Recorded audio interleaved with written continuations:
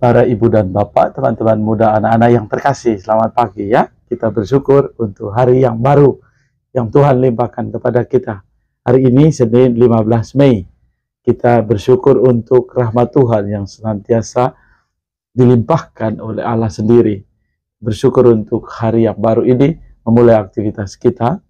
Dan bacaan Injil hari ini, Yohanes bab 15 ayat 26 sampai bab 16 ayat 4a.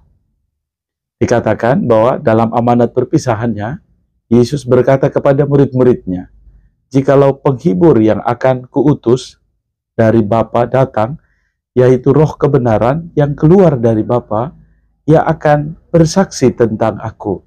Tetapi kamu juga harus bersaksi, karena kamu dari semula bersama-sama dengan aku. Semuanya ini kukatakan kepadamu supaya kamu jangan kecewa dan menolak aku.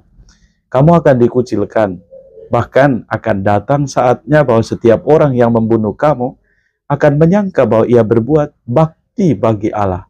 Mereka akan berbuat demikian karena mereka tidak mengenal baik Bapa maupun aku. Tetapi semuanya ini kukatakan kepadamu, supaya apabila datang saatnya kamu ingat bahwa aku telah mengatakannya kepadamu." Bapak, Ibu, Saudara sekalian, yang putri, yang kakung, teman-teman muda, anak-anak yang terkasih, kita bersyukur bahwa Yesus menjanjikan kepada kita roh kebenaran. Dan dikatakan bahwa roh itu berasal dari Bapa. Ini menunjukkan kepada kita bahwa Tritunggal yang Maha Kudus itu adalah kesatuan iman kita, iman gereja yang ditunjukkan kepada kita. Jadi kadang-kadang kita mendapat banyak perdebatan atau bahkan pertentangan lebih tepatnya. Atau orang melihat cara pandang kita sebagai orang beriman, melihat bahwa Yesus sendiri menunjukkan kepada kita. Yesus memberi sabda ini itu di amanat perpisahannya, dan ia mengatakan kepada para muridnya, yang menyebut Roh Kudus sebagai roh penghibur, dan dikatakan penghibur yang akan kuutus dari Bapa, ya yang datang, yaitu roh kebenaran yang keluar dari Bapa. Ia akan bersaksi tentang aku. Ini poin yang kedua.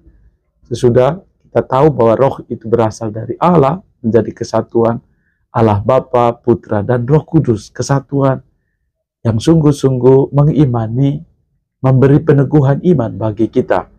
Dan yang kedua adalah roh ini bersaksi tentang aku, atau roh yang menuntun kita untuk bersaksi.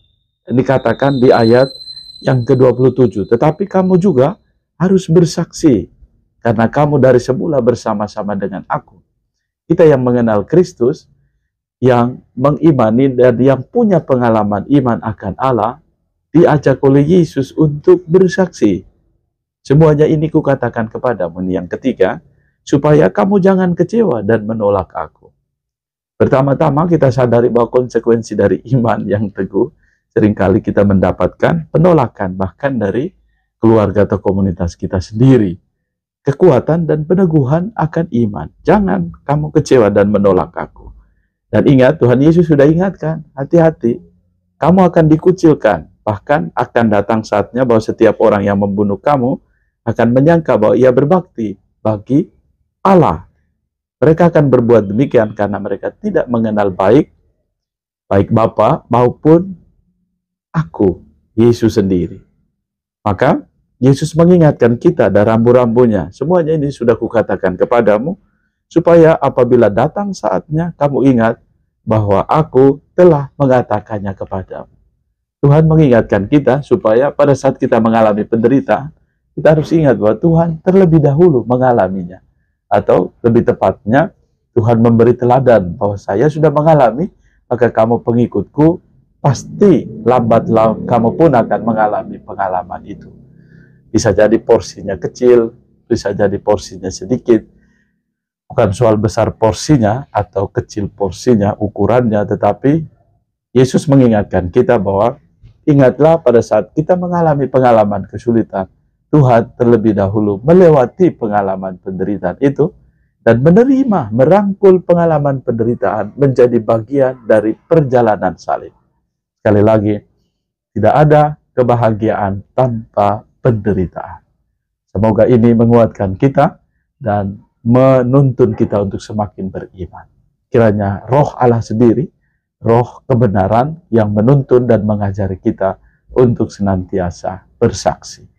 Tuhan menganugerahkan berkat bagimu, keluarga dan komunitas, juga semua mereka yang merayakan hari ulang tahun kelahiran pada hari ini, dan seluruh aktivitas kita, mereka yang sakit, yang ada dalam proses pemulihan, yang kehilangan pengharapan, dikuatkan oleh pengharapan, dan diteguhkan oleh berkat Allah yang Maha Kuasa, Bapa, Putra, dan Roh Kudus.